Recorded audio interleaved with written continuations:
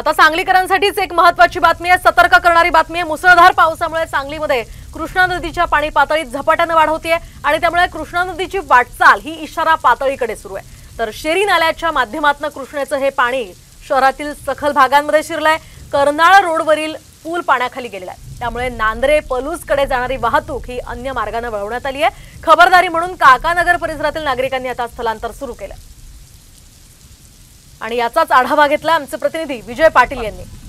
सांगलीच्या कृष्णेची पातळी आता जवळपास 37 वर पोहोचत आहे। आपण आता सांगलीच्या कृष्णा नदी पात्र शेजारी आहे, आपण पाहू शकता